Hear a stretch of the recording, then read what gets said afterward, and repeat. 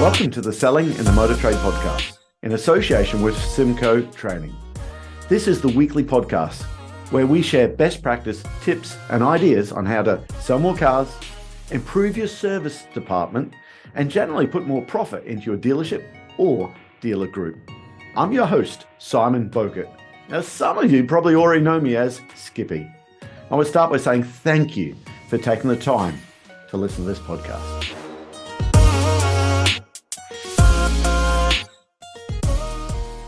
Listen, your world now, because lots of people listen to this is going to think, how do I take all of this military training, the self-discipline into, I don't know, their personal life, like personal fitness, their personal finances or business. So I want to explore this. And your life now, you talk lots about goal setting and getting people to focus on what they want. And I want to open this up now about visualization. You visualize the goal setting, and the goal should be smart, specific, measurable, achievable, realistic, timed. And the reason why I say that is I wrote a book myself, and that book in our family was called That Fucking Book, because Gareth, it took 3.5 years, maybe 4 years of my life, and I just couldn't get it written. I couldn't get it finished. I had no self-discipline. There's a lovely lady called Deb Jenkins, working for the publisher, who said, "Oh, love, you need some goals." I went, hold on, I teach goal training for a living. I understand goals. And she said something to me. She said, do you have an outcome goal, not a process goal? I said, what? She said, you see it finished, don't you? Because I'd done all the visualization stuff. I'd seen it. I seen the title. I seen it on the bookshelf. I seen it was sold there. She said, you've got a outcome goal, not a process goal. What do you mean? She said, well, how many thousands of words is this book going to be? I said, I don't know, that thick. She said, that's 60,000 words. She said, right, you got to do this in 6 months. That's 10,000 words you need to give me every month. Yeah. That's 2,500 words you need to give me every week. That's 500 words a day you need to do. So you need to get to me every Monday morning. You need to give me 2,500 words. If you don't, and by the way, I love it a bit, but I thought, bloody hell, I've got to give her these bloody words. If I don't, she's going to beat me up. So I want to explore this, because I wouldn't have got that written, and it transformed our business if it wasn't for her beat me up and get me to go into a process goal, not an outcome goal. So then I started thinking, well, hold on, does visualization work? I seen someone like in sporting worlds, Lewis Hamilton, turned around and said, well, I think visualization's a load of shite, actually. He doesn't believe in it. When you get a vet who believes it. But you talk about something I'd never heard about before. You didn't focus on the visualization, the outcome goal. You focused on something else, failure. And I want to get your take on it, because I loved it. I hadn't seen it this way. And can you give me your take on goal setting? Yeah, so and again, I've done lots of research on this, which has kind of gone into book 2, which I've called like inverted thinking, which is like obviously looking back through time from where you currently are. I think that all like contemporary understanding and research tells you to load value onto your end goal, because that is ultimately, during that process why you want to know why you're doing it, and whatnot. The problem with that is that when you become fatigued or burnt out because you're chasing down this particular endeavor, you lose your motivation. I lost my motivation so many times throughout Royal Marines training, and I wanted that more than anybody. And there were times in that where I just didn't want to be there anymore, and I wanted to come home. Even at like week 26, with like 6 weeks left. That far into it, really, Gareth? That far into it, you're thinking of, I've had enough. I just was like, I don't want to fucking do this anymore. I don't want to be here. Okay. It were only temporary, but it would have been enough had I have not had other kind of cognitive tools. People make decisions on the future in their moments, when they're fatigued, when they're tired, when they haven't been to sleep, when they're cold, when they're wet, and they leave. But I'd kind of been counted out before I went in, and as a result, I was really, really depressed as to like what the options were on the table. I lived in a little mining village up north and whatnot, and there were no opportunity whatsoever. You went to work, you earned a very, very small amount of money. You predominantly lived in a really like a bog standard house, and the rest of your money went on being in the pub, and that life just depressed me massively. So I didn't want to re-inherit that. So I just absolutely focused on failure and just thought, I do not want to re-inherit that. I also don't want to validate negative opinion. So all these people that said, "Oh, we'll see you in a month. You'll be back in a couple of weeks. You've got no chance of making it." When my motivation went, as a kind of a backstop, really, I landed there, and I was like, "Well, what's your option?" And it was like, "Well, I could go home." And every time I arrived at I could go home, I would quickly remember what I was due to inherit, because I'd been there, I'd ruminated in that for some time, so that was still raw. But also, I knew that if I went home, these people would be validated and they'd have the last laugh. And I couldn't have had that. So for me, it provided such a rigid anchor of stability at the final stage of me, like, not wanting to be there anymore. And as a consequence, mate, I kind of, there were times when I were like doing it and I thought, I don't even want to fucking do this anymore. But I thought, well, what's the alternative? And quickly over time, my motivation came back, and I thought, oh, I love this. I'm gonna do this. And then I'd arrive back there. But every time I arrived back there, I'd visualize what failure looked like, and every single time I visualized what failure looked like, I didn't want it, and that kept me in. Yeah, it's just I've not really heard that concept before. It's one of those things that I think, have I done that in my life? I started symcotraining 23 years ago. I remember distinctively my manager at the time saying, "You can't run your own sales training company." And I can remember saying, "Yeah, I'll bloody show you." Okay. And I think in my life, maybe now again, I've swallowed all the books there, and visualization and focus on the training company built and what it looks like. And I suppose, is it both, Gareth? But I don't know. Maybe I think you've got to use a mixture of both. It comes down to like dualist thinking, like parallel thinking, where you have to hold in your mind two kind of irrational beliefs. One where you've got 100% belief in yourself, but another element of it where you fully acknowledge and believe, and you fully acknowledge and come to terms with the fact that there's a lot of elements that are out of your control, that could sabotage your journey. But it's whether at that point you want to kind of fall victim to that and subscribe to abject failure, which is you kind of doing your own legs, or whether you're going to persevere and get around it. But ultimately, the people that found success and that were the most successful, they had dualist or parallel thinking. Where they were able to hold two contrasting beliefs at the same time. In your business life now, do you write your goals down? Do you know where you're going to be in 12 months, 5 years' time? Do you still do that? Do you look at that visualization stuff? I do. It's only recently, probably this last 18 months, really, that I've not wrote down some like short, medium, long-term goals that I want to achieve, only because like becoming the 0.1% came out on 2021. And then almost when that came out, I wrote down a model in the back of a taxi for a cycle of mindset that I felt that you encountered by being outside of your comfort zone and having a growth mindset.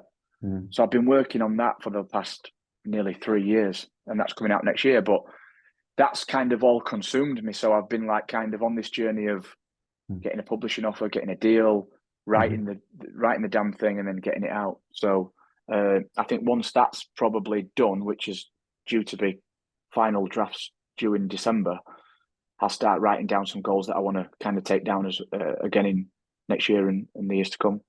Yeah, but again, I just love the concept on focus on the failure. Because it's I suppose when it's cold and wet and people have to get up and train for that marathon, it's the failure of not doing the training. It is, and I'll just add this as well. It's I think I've just lost my train of thought. It's so easy to look back at the past with rose-tinted glasses if you don't invest in that. You can quite easily go into something really difficult and think, you know what, I'm quite happy to retake on that life, that previous life. And I always kind of like in talks, I liken this to like it's a bit like a faulty relationship. You split up with a partner and you have a period of, I don't know, single exploration, or you get into another relationship and all of a sudden you think, you know what, that wasn't really that bad, that relationship. I might probably go back to my ex. And it's not until you get with the ex that you realize why you left. And you can fall victim to that. So it's really important to really dissect and introspect and visualize and get a really accurate gauge of what you stand to inherit when you go on an acquisition to attain a goal, because when it gets tough, it's so easy to go back. Yeah, it is. And that goal is working out, going back to relationship or writing book number 2, because you went through the pain of writing book number 1, trying to get publishing deals and so forth. It's difficult. Lots of rejection, I imagine, lots of no. And now you're going in and doing it again. But you don't have that failure that you can draw back on to motivate you to do book 2, because book 1's a success. Book 1's going very, very well there. Do you have any other tips for, I suppose I'm trying to, let's take someone who, I don't know, they are training for a marathon. Let's talk about that. They are building a business and they go speak to that next client and they don't want to. And it's easier just to go, you know what? It's Friday afternoon. It's 5:05. I just want to go to the pub. Okay. Any tips to keep people up and on that you've go through? I mean, I just always, I just gain like comfort and an element of kind of motivation and desire really from knowing that the vast majority are going to the pub. And I'm not. I'm staying disciplined to what I need to do. Yeah, I'm not a complete disciplinarian and live this really rigid. I absolutely not. But I make sure throughout the day I've got maybe 4 or 5 wins within the day, where I know the positive success behaviours, and if I've hit them, then I'm quite happy, and I can kind of deviate off slightly for a couple of hours. But I am always looking at how you can prepare my current day to set me up for success the following day. Okay. Do you know what I mean? That's how I always work, and I'm just always remain very consistent and just try to be better every day. Is kind of where I'm currently at. So Gareth, is there some sort of post-completion lull? Maybe that's what I'm looking at, because you've gone through this 34 weeks of training. You've got there, okay, and you must want to relax. The reason why I say that, in the business world, I see so often where a dealer group, a manager, they've had the best month they ever had. They've had the best year they ever had, okay, and then they almost go into, we've made it. Now, I want to ask you that, because you're clearly not done that with the success of your first book. You're straight into book 2. And did you find any sort of post-completion lull when you finished your training? Yeah, I did with training, mate. I finished that and I was just like, I've made it. I've done it now. Is it almost like that? I was like, kind of, I've made it. I've done it. And I mean, that lasted probably 2 weeks. And then I just started thinking, right, what am I going to do now? The problem that I had with that is like, once you've done that, what can you do to basically top that, really? So I had a period of being like quite lost in terms of what I wanted to do and challenge myself on for a number of years, probably. And I was like probably in a bit of a comfort zone where I was riding off the back of it. And that was potentially like quite dangerous. But I will say this, like, whatever I've achieved in my life, it's always been a massive anticlimax. I've always been massively underwhelmed by everything that I've ever done. And I've come to learn only recently that it's the journey that I enjoy. It's the journey that I love. I love the journey, because that's where you've got the growth. You're becoming something. You're adding something to your bow, and it's almost like when you get to the very end of it, you naturally. I mean, I can become quite depressed, and I've done some research on it, of which I've added into book 2, and what I've kind of found is that, like all like high achievers, and I'm not by any means putting myself into this category, being modest here, but all high achievers, they over forward project into the future, and they irrationally misjudge or add too much weight onto what winning is going to do for them in terms of fulfillment, happiness, emotional regulation, whatever. And what you find is that because your mindset's so engaged and you're optimized on that journey over a period of time with behavioral adjustment and whatnot, and your habits, is that when you do reach the end of something, the only place to go is down. You can't maintain that euphoric high. You can't maintain that mindset optimization or that prescription of thinking. Once you get to the tip of the mountain, once you've summited the mountain, the only place to go is down. And that obviously means going into kind of some form of mental illness. Yeah. I've got a very good friend who will be listening to this podcast, and you know who you are. Sold his business for multiple millions, a lot. And I said to this person, "Oh, you must be over the moon." And you know what? He was. He loved it, Gareth. I tell you what, 12 months down the track, he said, "Skip, sorry, they call me Skippy, Gareth, because of the Australian accent." He said, "Hey, Skip, this sounds stupid, but I feel half depressed now. I don't know what to do." He's got like millions in the bank. He's got everything he knows what to do with. And it's like, so he started again. He said, "Right, I'm going again," because it's what you said there. It's the journey that he loved. Yeah. We need a purpose, right? All human beings need a purpose. And I think once you remove that purpose, once the stimulus has been removed, it's like, what next? Like, what is this it? And I've always been like that. I've always been like, what is this? Alexander Volkanovski, your Aussie UFC champion, he did an interview recently. He lost to the Russian guy for the second time. He did an interview after, and there'd been massive criticism on him for him taking the fight against him at 2 weeks' notice. And they were saying, like, "Why did you take the fight? We're careless." Like, and he was saying, "Yeah, mate." He said, "I've got to be honest. I took the fight because I can't keep still." And it's almost like, for my own mental health, I've got to be either in a fight camp or I've got to be engaged in the process of a fight. And I found it just absolutely fascinating that you think that these people have got it all kind of worked out, and by default of some of the taboo jobs that they do or some of the things that they've achieved, that they're resilient or they can withstand the day-to-day stresses and pulls, when really there's a lot going on there. It's fascinating, actually. It's fascinating that people have it all, but it's the strive. That's what really motivates us. Listen, with your book, I can't wait to get book number 2, and I hope I can get a copy of that soon there. Next year, you said it's coming out? Yes, in July. July next year. Cool. Okay. But listen, in book 1, it's mastering the basics was a theme that I picked up throughout it. Okay. Get the basics right and looks after everything else.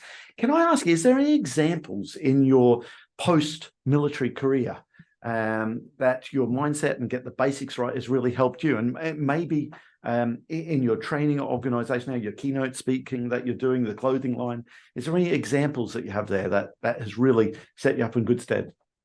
Absolutely. So I set like 0.1 up on the back of the book, really, because people were like in demand for T-shirts. They asked me if I were doing T-shirts, like apparel to do with the book and whatnot. And I set up like 0.1, and it's kind of we've teamed up only recently, looking towards next year with a really like prominent fitness wear company, manufacturer. But I just added attention to detail, attention to detail into everything. And I think it sounds quite flippant, and everybody knows what attention to detail is. But when you look at what props it up, it's like self-discipline. It's making sure that everything's kind of on point and process driven, and everything's right, and no stones left unturned. You're not cutting corners. And I think when you inject that into everything that you're doing across your marketing strategy, how the brand looks, your brand connectivity, and all stuff like that, you're going to be successful. It's going to be a success. It's going to be a success, and that goes for like anything that you do. Just do it to the best of your ability, thorough to the best of your ability, and it'll pay dividends. Yeah, I want to talk a little bit about how do you get your inspiration from on whatever. And people who are listening to this, most people listen to this podcast going for a run or driving to work or something like that. They won't be able to see this, but I can see there's a tattoo on your arm. It looks like Muhammad Ali, I think. It is. Yeah. It is. I wanted to ask some of your heroes in your life. Who have you looked up to? It's got to be Muhammad Ali, I'm guessing, to start with there. Why him to start with, and anyone else specifically?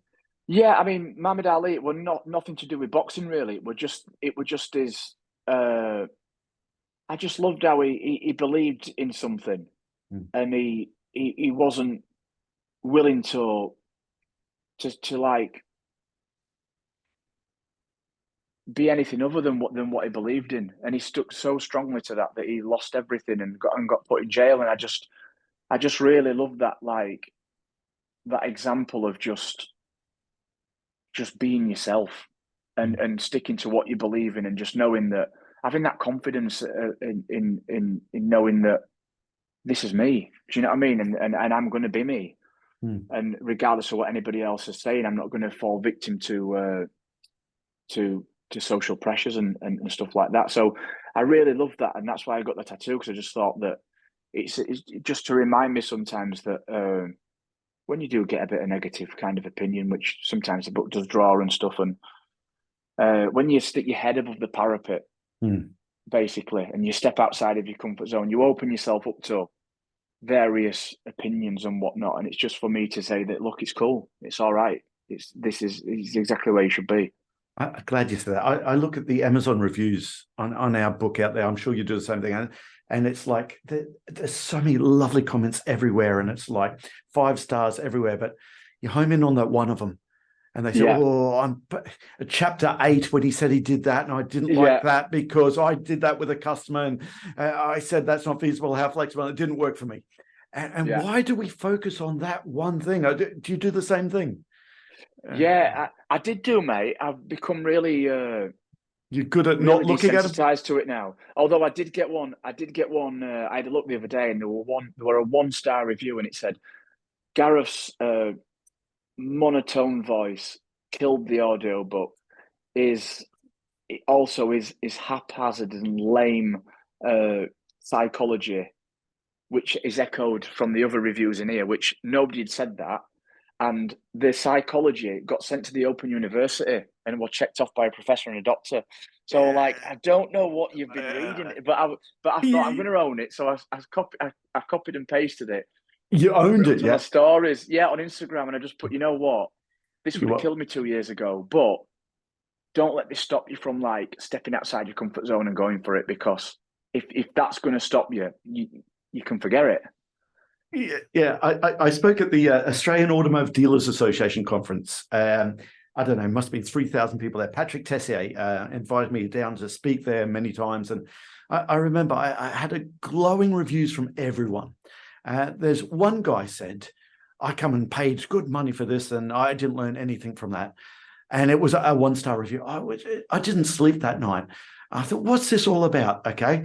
And it was, I even phoned the guy and I said, hey, mate, you didn't get value of what we did. I went, oh, well, no, it wasn't that. It was just, And when you dig into it, the guy had a bad day. It wasn't about me. It was he couldn't park to get to the conference center. Yeah. It was all of that. And I'm sitting there losing sleep over one guy and who's had a bad day.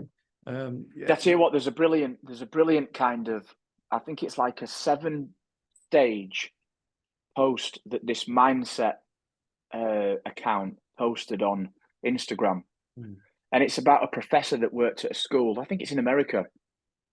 And he put some sums up on the board. And he'd made a real simple error on purpose on one of the sums. Yeah, okay. And all the kids, or majority of the kids, jumped on it and started laughing at him and saying he'd got that wrong. And they were all kind of tearing it down. And then he goes into why he did it and the lessons. And basically, in a nutshell, what he's saying is that people will always jump on you when you've got something wrong. They'll always be the first to highlight it. But nobody highlighted that out of 8 ones that he'd got right, he'd only got one wrong. Nobody said, yeah, but you've got another 7 or 8 right. Yeah. All they wanted to highlight were what he'd got wrong. And he said that's just a massive part of the human condition, that we only want to jump on and tell somebody when they've done something wrong, not when they've done it right. I wonder, does it make the person who jumps on it, make them feel better that they could identify where they've got it wrong? I don't know. Possibly so.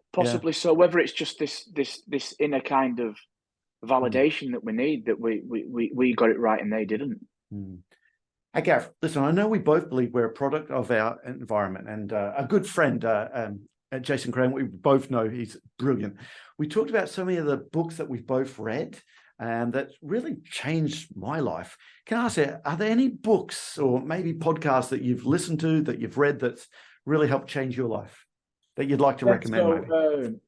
Rich Dad, Poor Dad changed my life.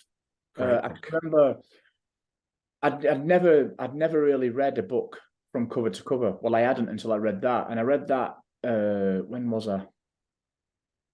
25 years old, believe it or not. I'd not done very well at school, and as a result, I were like a reading, like a special reading unit. Anyway, but yeah, I read Rich Dad, Poor Dad whilst in Somalia, and I read it in about 2.5 weeks, and it completely changed my life in terms of this awakening that kind of literature were out there, and you could kind of absorb that and whatnot. And I read that, and then I read The Slight Edge, which really stands out, and Outliers by Malcolm Gladwell. I think that's probably one of the best books that I've read. I absolutely love. I don't know that one. I don't know that. Outliers. Yeah, it's an amazing book, mate. It's about success and where it comes from. It answers, or it gives a lot of kind of credence to the nature-nurture debate. And it's all kind of hinged basically on timing, on age, and exposure to environment, but also the basically practice, dedicated practice and deliberate practice trumps innate talent. And he looks at like Bill Gates and people like that, and it's just absolutely fascinating. Yeah, I love stuff like that. Listen, I've really enjoyed this conversation, Gareth. I can't wait for your next book to come through. Okay, so July next year, I'm going to look for that. But listen, how do people get you to come and be a keynote speaker at their conference or the event? What's the best way for people to get hold of you? And also, how do they get your current book? What's the easiest way to get that? Yeah, so you can get hold of me at 0.1.co.uk. Just get in touch there, or I'm on Instagram, Gareth Timmins Author, Facebook, Gareth Timmins Books. The book's available, book 1 and book 2 will be available. They're on Amazon, Waterstones, WH Smith's, but also on Kindle and various other kind of means. But yeah, audio book as well. It's on there. So anywhere really, just kind of hit me up. So Gareth, listen, that just leaves me to say thank you so much for this time. I've really, really appreciated it. And I can't wait for July for the next book to come out there. It's one of the books that I've got there, and I'll highlight through and the different bits on it. Just so little gems there, like focus on the failure. I'm definitely going to put that into my life. So I just want to say thank you so much for your time. I really appreciate it. It's a pleasure, mate. Thank you very much for having me. Appreciate that. Bye. That just leaves me to say that all details of this episode and other episodes on the selling in the motor trade can be found on our website, symcotraining.co.uk. Go there to get a copy of our book, Words That Sell Cars. Go there to sign up to a free trial of our Sales Fitness online sales training program. Easiest way to get hold of me is Simon Bowkett through LinkedIn. Thank you.